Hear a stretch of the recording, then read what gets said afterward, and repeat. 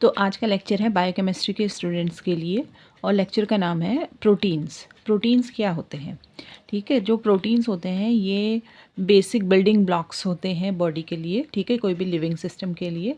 तो प्रोटीन्स की हमें बहुत ज़रूरत होती है बॉडी को बनाने के लिए। ठीक, proteins are the most abundant organic molecules of the living system. सबसे ज़्यादा जो मिलता है बॉडी में वो क्या है? प्रोटीन है। पूरी बॉडी ही जो है, जो लिविंग सिस्टम है पूरा का पूरा, वो किससे बना हुआ है?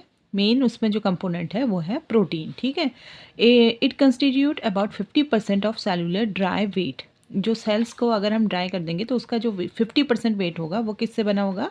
प्रोटीन्स का। तो इतना ज़्यादा अमाउंट में हमारी बॉडी में प्रोटीन है और हमें प्रोटीन का इंटेक भी करना चाहिए। It forms the fundamental basis of structure and function of life. तो ये हमारी बॉडी में जो फंडामेंटल जो बेसिक स्ट्रक्चर्स हैं और जो बेसिक फंक्शंस हैं किसी भी लाइफ के, उनको करने में हेल्प करता है। कौन करता है? प्रोटीन करता है। ठीक है, अब प्रोटीन बना किस चीज़ का होता है? Protein is made up of 5 major element, और ये मेजर एलिमेंट है carbon, hydrogen, oxygen, nitrogen and sulphur. अब इसमें एक खास जो ध्यान देने वाली बात है वो ये है कि कार्बन सबसे ज़्यादा बॉडी में पाया जाता है। ठीक है, तो प्रोटीन में भी सबसे ज़्यादा क्या होगा? कार्बन होगा। ठीक है, कितना है? 50 to 55% सबसे ज़्यादा कार्बन होगा। उसके बाद सेकंड नंबर पर आता है हमारा ऑक्सीजन। हर सेल में ऑक्सीजन की रिक्वायरमेंट होती है, तो सेकंड नंबर पर ऑक्सीजन है 19 to 24%। देन जो प्रोटीन्स होते हैं वो नाइट्रोजन के बने होते हैं। ठीक है, नाइट्रोजन के किस तरीके से बने होते हैं अभी बताती हूँ। तो वो है 13 to 19%। उसके बाद हाइड्रोजन आता है 6 to 7.3% और सल्फ़र आता है 0 to 4%। ठीक है, और कुछ अमाउंट में, बहुत कम अमाउंट में आपके अदर एलिमेंट्स भी होते हैं। अब है standard amino acids. There are 300 amino acids. तो कितने होते हैं? 300 अमीनो एसिड्स होते हैं, जिसमें से केवल जो 20 अमीनो एसिड्स होते हैं उनको ही हम स्टैंडर्ड अमीनो एसिड्स बोलते हैं। Out of 300 amino acids only 20 are known as standard amino acids. They are found in the structure of protein. ठीक है, तो केवल 20 ही जो अमीनो एसिड्स हैं वो स्टैंडर्ड अमीनो एसिड्स हैं, और केवल 20 ही अमीनो एसिड्स आपके कहाँ पर मिलेंगे? प्रोटीन के अंदर मिलेंगे। ठीक है, और एक और ध्यान देने वाली बात यह है कि प्रोटीन्स होते क्या हैं? प्रोटीन्स क्या हैं? अगर आप इसको देखो तो जो प्रोटीन्स हैं वो है पॉलीमर्स ऑफ अमीनो एसिड।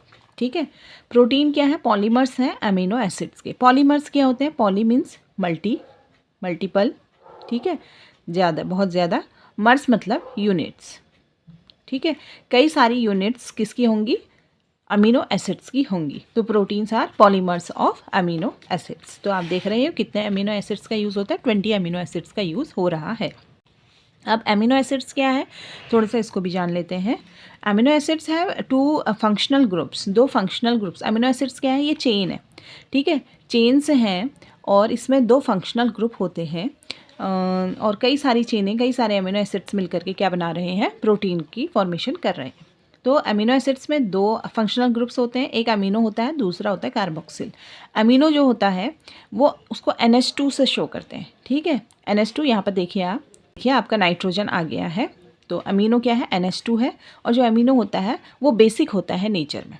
ठीक है, then second one is carboxyl. Carboxyl होता है आपका COOH, और ये एसिडिक होता है नेचर में। ठीक, तो अमीनो एसिड में आप देखोगे बेसिक भी है और एसिडिक भी है, दोनों प्रॉपर्टीज़ हैं इसके अंदर। ठीक है, अब है alpha amino acids. Alpha amino acids क्या होता है? Carboxyl and amino groups are attached to the same carbon atom.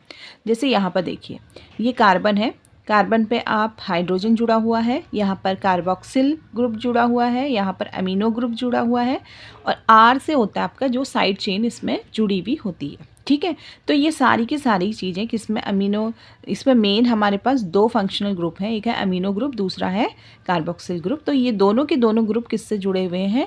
Carbon, एक ही कार्बन से जुड़े हुए हैं, तो इसको हमने बोल दिया अल्फा अमीनो एसिड। ठीक है, alpha carbon atom attached to the side chain R which is different for each of the 20 amino acids।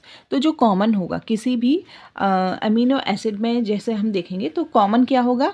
H common होगा, COOH। कार्बोक्सिल जो आपका ग्रुप है वो कॉमन होगा, और तीसरी चीज़ अमीनो ग्रुप कॉमन होगा। तो डिफरेंस कहाँ पर आया, इन 20 अमीनो एसिड्स में जो साइड चेन है, जो आर वाली चेन है, इसमें डिफरेंस आया।